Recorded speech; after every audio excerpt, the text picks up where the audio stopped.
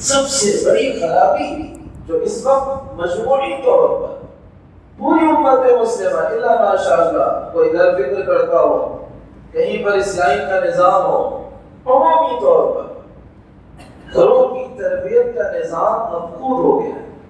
بڑوں کو فکر ہی نہیں ہے کہ وہ چھوٹوں کو ایمان و دین سکھائیں، اور بڑوں کو فکر ہی نہیں ہے کہ وہ چھوٹوں کو اسلام کی تعلیمات سے واقف کرائیں۔ سب سے بڑی وجہ پھر جب یہ کمزوری سامنے آتی ہے تو دوسرا مسئلہ سامنے پھر آتا ہے۔ یہ دوسرا سب سے بھیانک مسئلہ ہے تعلیم اور ایجوکیشن سسٹم کا، سسٹم آف ایجوکیشن، تعلیم کا نظام۔ یہ تعلیمی نظام 200 سال پہلے وہ تھا جس سے پڑھ کر لوگ وقت کے ایک طرف ڈاکٹر، انجینئر، پروفیسر اور ٹیچر اور سائنٹسٹ بنتے تھے، تو دوسری طرف محدث اور مفسر اور وقت کے قطب و ابدال و ولی بھی بنتے تھے۔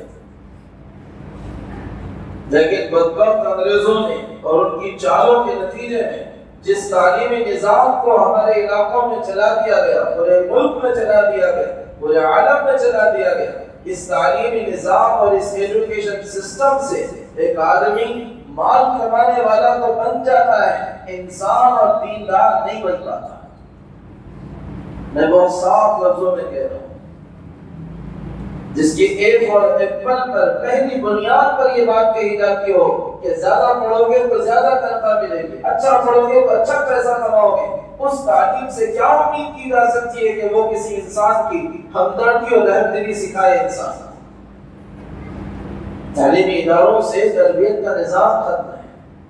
اس کا مطلب یہ نہیں ہے کہ نہ پڑھا جائے، اس کا مطلب یہ ہے کہ جو پہلو اس کے ساتھ جوڑا جاتا تھا تربیت کا، جو پہلو اس کے ساتھ جوڑا جاتا تھا انسانیت کا، رحم دلی کا، شفقت کا، اسلامی اخلاق کا، اسلامی حمیت اور غیرت اور خودداری کا، ختم ہے۔ بچپن میں ماں 4 سال کے بچے کا دماغ بناتی ہے کہ بیٹا اسکول کو جا، کیوں جاؤ؟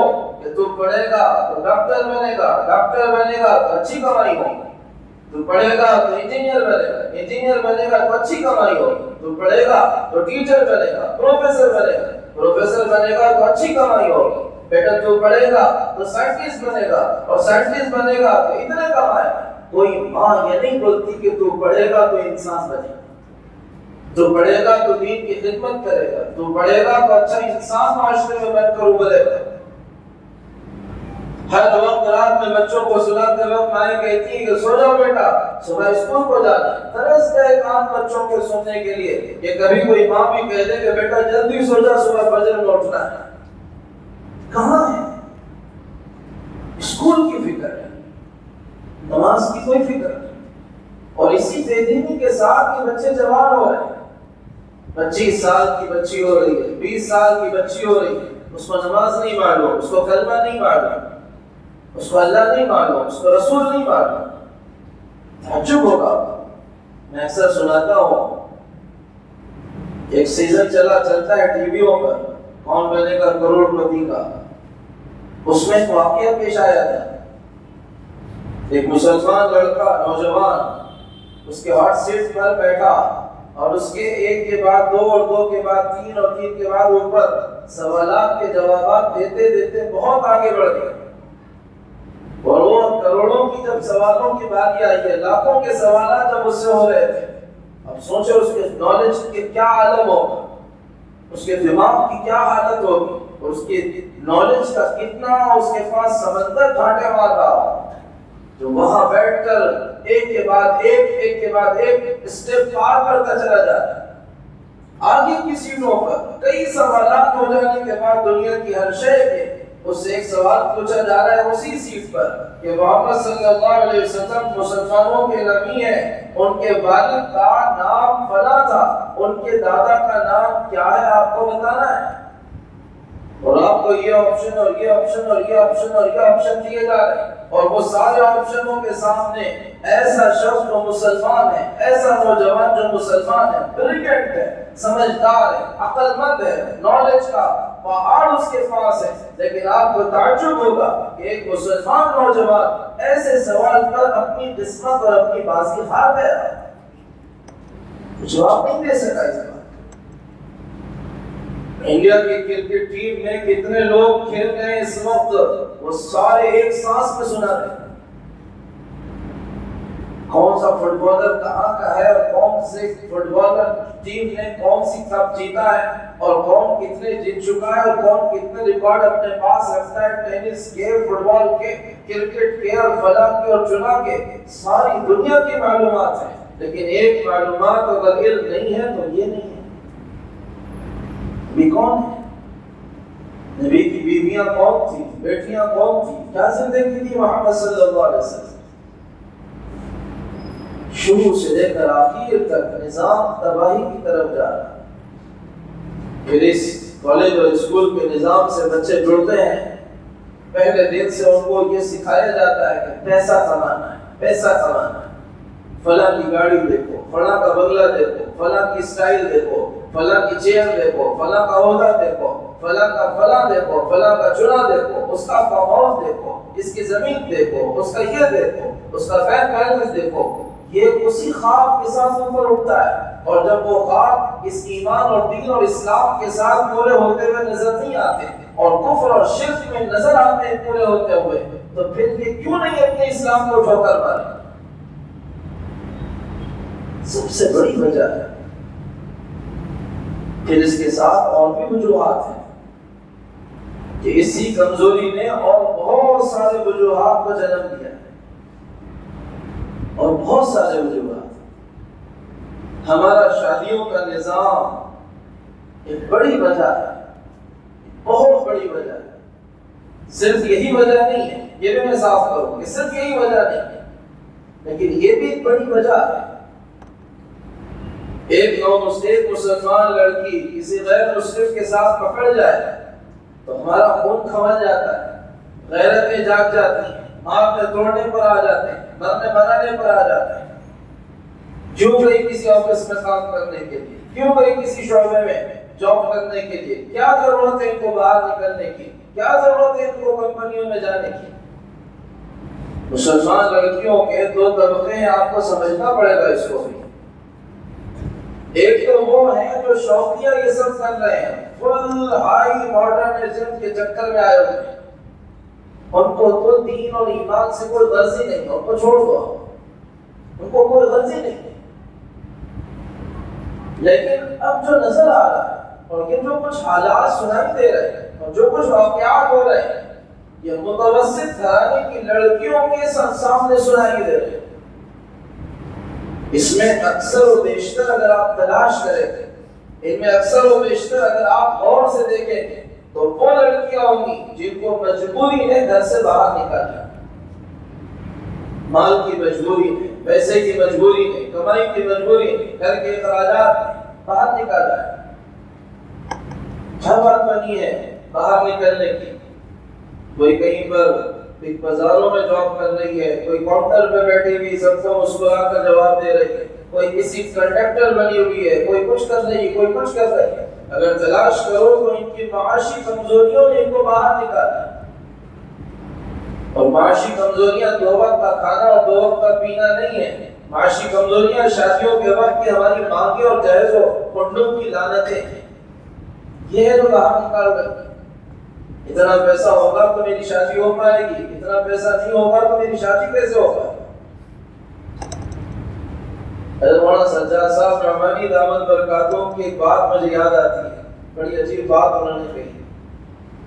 انہوں نے کہا تھا کہ ہم سے بہت ساری ایسی لڑکیاں جو مسلم نو مسلم ہیں رابطے میں ہیں، وہ ایک بات ہم سے اکثر کہتی ہیں مولانا آپ امت مسلمہ کے نوجوان، سارا دین بعد کی چیز ہے، امت مسلمہ کے نوجوان صرف شادی والا دین ہی اگر زندہ کر دیں تو ہم دعوے سے کہہ سکتی ہیں ہزاروں اس ملک کی ایسی غیر مسلم لڑکیاں ہیں جو ان کے ساتھ کلمہ پڑھنے کے لیے تیار ہو جائیں۔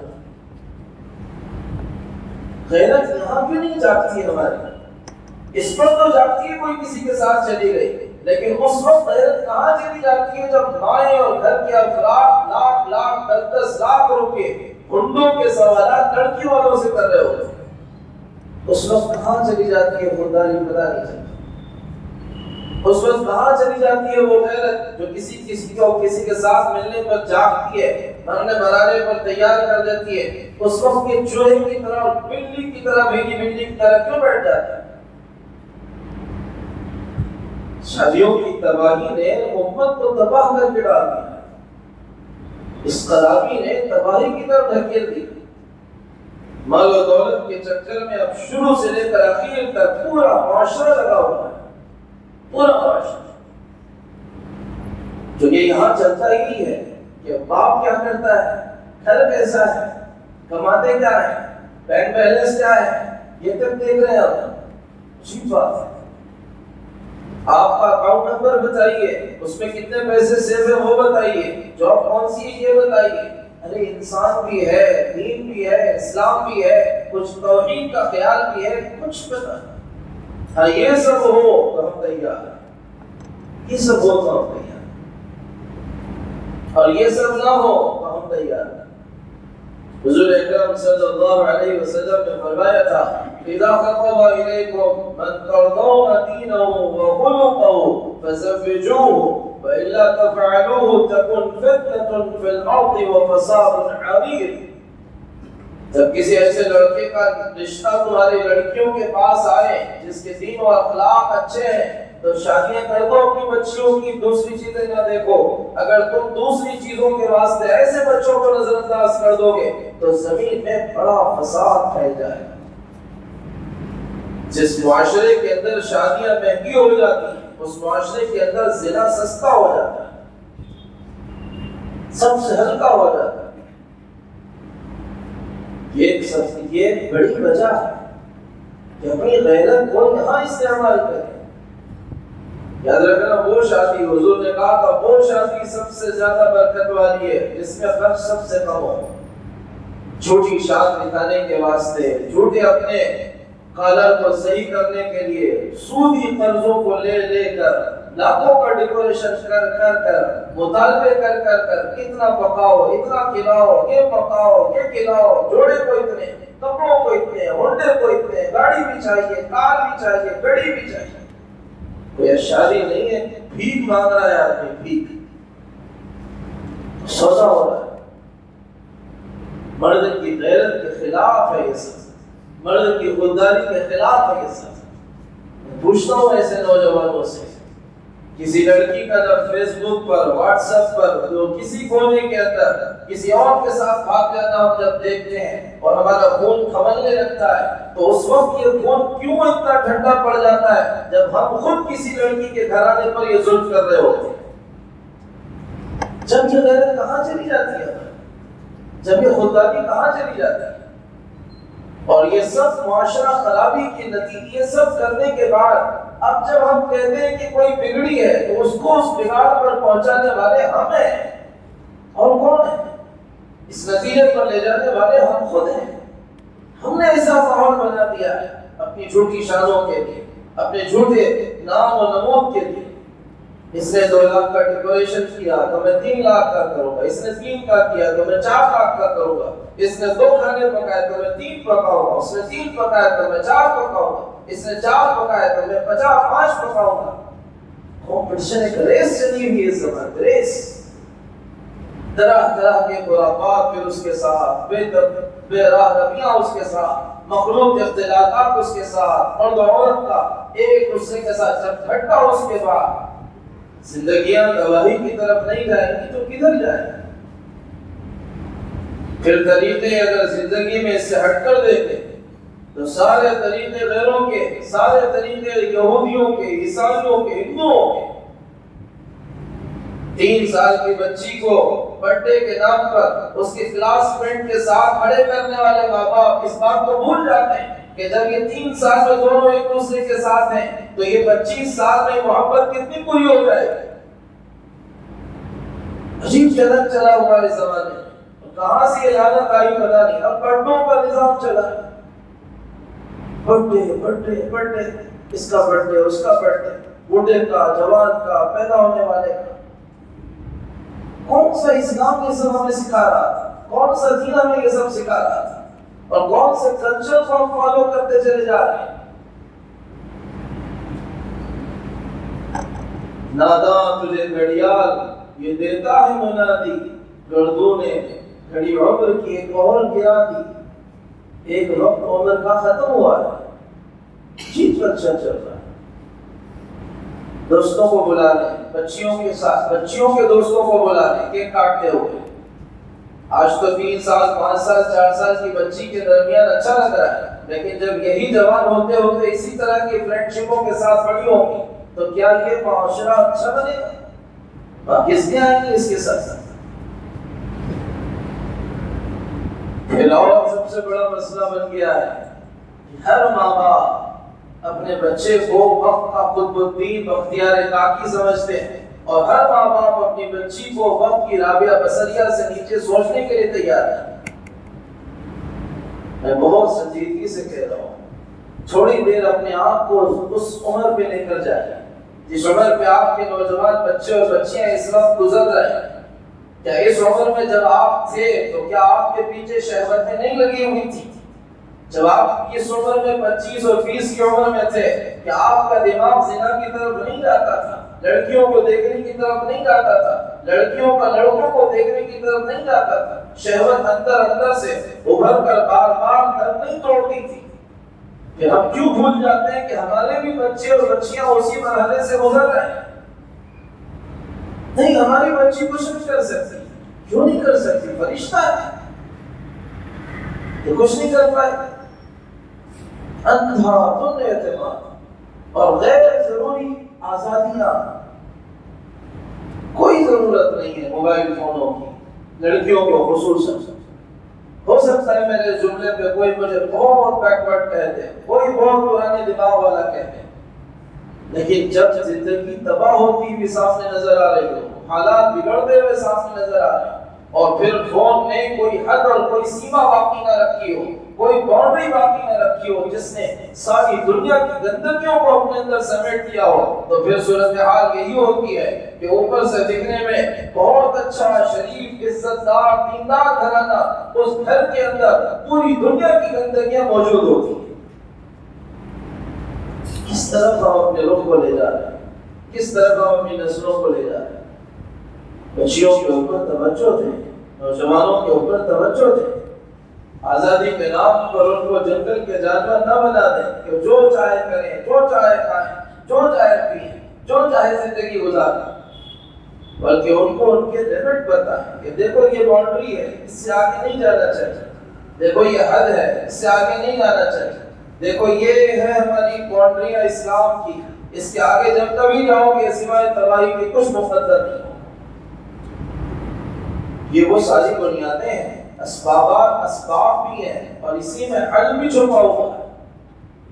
ان چیزوں کو قابو میں لائیں، ہر گھر کے اندر ایمانیات کا نظام بنے، کچھ وقت ماں باپ اپنی اولاد کو دیں، تعلیم گھروں میں کریں تاکہ ان کے سامنے اللہ آئے، رسول آئے، ان کے سامنے قرآن آئے، اس کی تفسیر آئے، حدیث آئے، اس کی باتیں آئیں، دینی اجتماعات میں، دینی محفلوں میں اپنے بچوں کو، اپنی بچیوں کو بھیجنے کا نظام بنائیں تاکہ کچھ ان کے سامنے اللہ اس کے رسول کی بات تو آ سکے۔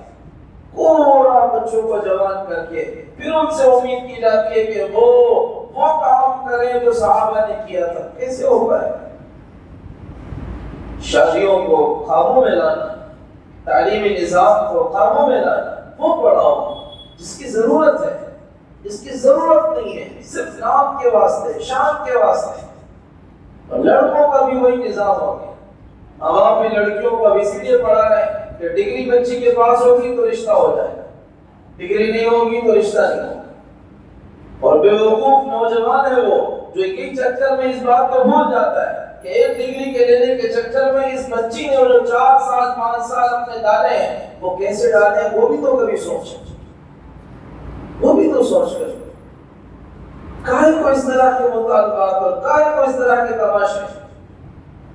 ہر شخص اپنے کاموں پر اگر رہے تو اچھا لگتا ہے۔ ڈاکٹر اگر انجینئرنگ کا کام کرنا شروع کر دے اور انجینئر لوگوں کو نسخے دینا شروع کر دے اور پھر یہ دونوں مل کر کہیں پر جا کر بیٹھ کر کسی سائنٹسٹ کا کام انجام دینا شروع کر دے، سارا نظام تباہ ہو جائے۔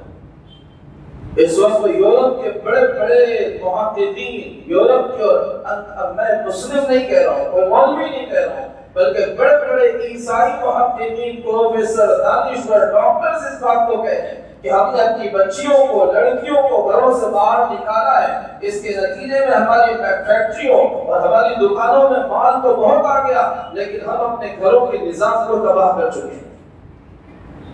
جس کا جو کام تھا اگر وہ کام کرے، جس کا وہ کام تھا وہ اگر اس ذمہ داری کو سنبھالے، لڑکی اگر کہیں جاب کر رہی ہے تو وہ کام کر رہی ہے، لڑکی اگر کہیں پر پیٹرول بھر رہی ہے تو وہ کام کر رہی ہے، لڑکی اگر کسی بس کے اندر ٹکٹ لے رہی ہے تو وہ کام کر رہی ہے، کسی ریسپشن پر بیٹھی ہوئی ہے تو وہ کام کر رہی ہے، اور گھر میں جو ماں باپ بچی ماں بن کر بچوں کی تربیت کر رہی ہے، کچھ نہیں کر رہی۔ اس سے بڑا کام ایک ماں کا، ایک عورت کا ہو کیا سکتا ہے؟ نظریہ بدل، ہاؤس وائف کوئی کام نہیں، سب سے بڑا کام تو ہاؤس وائف کا ہی ہے، سب سے بڑا کام تو خدا کی قسم وہ کر رہی ہے جو گھر میں بیٹھ کر بچوں کو تربیت دے۔ اس سے بڑا کام ایک ماں کا کیا ہو سکتا ہے؟ لیکن چلایا ہوا ایک نظریہ ہے، کچھ کرتے نہیں پڑھاؤ، ارے بچوں کی تربیت اور بچوں کو پڑھانا اس سے بڑا کیا کام ہو سکتا تھا ایک ماں کے لیے؟ ہاں ٹھیک ہے، اس کے پاس اور وقت ہے وہ کسی کو پڑھا دے، وہ کس کے پاس اور وقت ہے، ڈگری ہے، وہ کسی کا علاج کر دے، لیکن کیا وہ اس ذمہ داری کو ادا کر رہی ہے؟ اس ذمہ داری کی طرف بھی توجہ کرنے کی ضرورت ہے۔ اس کو یہ ساری باتیں ہیں جو وجوہات بن کر سامنے آ رہی ہیں نسلوں کی تباہی کی۔ میں آپ سے شروع میں ہی کہہ چکا ہوں، ایک اخبار کی رپورٹ سامنے آئی، میرا تو دماغ چکرا گیا جب میں نے پڑھا کہ گزشتہ سال 1.5 سال کے اندر 40,000 مسلم لڑکیاں مرتد ہوئی ہیں۔ بڑے بڑے شہروں کی رپورٹ ہے کہ کوئی دن ایسا خالی نہیں جاتا جس میں 10 سے 12 لڑکیاں اپنے لیے درخواست نہ دیتی ہوں تو اس کسی غیر کے ساتھ شادی کی۔ ایک 3 تعلقوں کا سروے ایک شہر کے اطراف کا ہوا، معروف شہر، علم، تبلیغ، دعوت، مدارس کا شہر، لیکن اس کے 3 تعلقوں میں 75 مسلم لڑکیاں ملی جو مرتد ہوئی تھی کسی غیر کے ساتھ۔ کدھر جا رہا ہے؟ امریکہ کے ماہر عالم ہیں، وہ کہہ رہے ہیں یہاں کی صورتحال یہ ہے، اس پر تو خوش ہو رہے ہو کہ ایک طرف کی صورتحال ہے کہ ہر روز کوئی نہ کوئی امریکی اسلام قبول کرتا ہے، لیکن تشویش کی بات یہ بھی ہے کہ ہر روز کوئی مسلمان عیسائی بھی بن رہا ہے۔ یہ بھی تو دیکھو اور جب کہاں سے ہوا نکل رہی ہے۔ دل دوستوں کی بنیادیں ہیں، کاش کہ ہم اس کی طرف توجہ کریں، کاش کہ اس کو دیکھیں، اپنے ماحول کو ایمانی بنائیں، ایمان کے تذکرے، تربیت کا نظام بنائیں، شادیوں کو قابو میں لائیں، تعلیم کو قابو میں لائیں، بچوں اور بچیوں پر نگرانی رکھیں، ان کو اتنی آزادی نہ دے دیں کہ وہ اپنی حدود کو کراس کر لیں، ان کو سکھائیں کہ ان کی کامیابی اللہ اس کے نبی صلی اللہ علیہ وسلم کے طریقوں میں وہ اس پر کامیاب ہوں گے۔ دکھائیں ان کو دنیا کا تماشا کہ کس طرح اپنے دین سے ہٹنے والے تباہی کو اور بربادی کو اپنے ہاتھوں اپنی طرف کھینچ رہے ہیں۔ اللہ کرے کہ امت اس دلدل سے نکلے اور اس آنے والے سخت چیلنج کا مقابلہ کر کے امت پھر سے اپنے دین اور ایمان کی طرف اٹھ کھڑی ہو۔ اللہ عمل کی توفیق عطا فرمائے۔